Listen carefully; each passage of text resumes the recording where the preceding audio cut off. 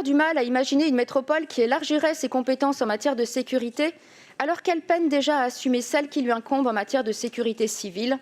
Vous l'avez compris, je veux parler là du sujet brûlant de notre service d'incendie et de secours, le SDMIS. Une nouvelle fois, et comme l'an dernier, un avenant, le 4e de la convention initiale, nous est présenté aujourd'hui en urgence.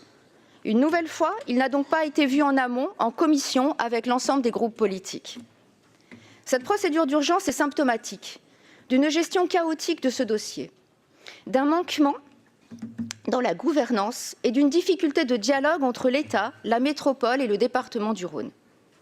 Oui, le gouvernement a contribué à mettre en difficulté le SDMIS en ne participant pas au financement de l'augmentation du point d'indice de nos pompiers.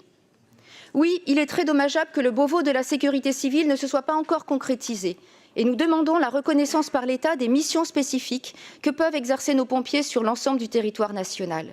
Et oui, nous avons été choqués par les propos de certains élus du département du Rhône qui, en séance publique le 12 décembre dernier, se sont dit pris en otage parce qu'ils devaient augmenter le soutien financier de leur collectivité. Les mots, mesdames, messieurs, sont chargés de sens. Ils sont parfois lourds de sens. Et cette déclaration-là ne fait pas honneur à celui qui l'a prononcée. Dans ce contexte, notre collectivité ne peut pallier à tout, mais elle doit prendre le sujet de la sécurité civile à bras-le-corps, parce qu'en attendant des nouvelles du Beauvau, il en est de notre responsabilité. Je dépasserai d'1 minute, Monsieur le Président, et j'en terminerai là. D'autant plus sur un territoire comme le nôtre où les risques industriels et chimiques existent, où des sécheresses extrêmes, des vents violents et des inondations brutales peuvent se produire. Nous en avons connu durant ce mandat. Pour être honnête, je lis dans la délibération qui nous sera présentée tout à l'heure quelques avancées, notamment la référence à la valeur du sauvé. Cette notion a été travaillée par les organisations syndicales de notre SDMIS. Elle est reprise aujourd'hui au niveau national et nous la retrouvons avec satisfaction dans la délibération. Mais cette avancée arrive tard dans le mandat.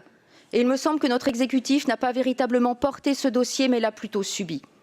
La preuve en est finalement, et je terminerai par là, cette nouvelle prime exceptionnelle qui sera versée aux pompiers en mars prochain pour tenter de calmer le jeu dans un contexte électoral.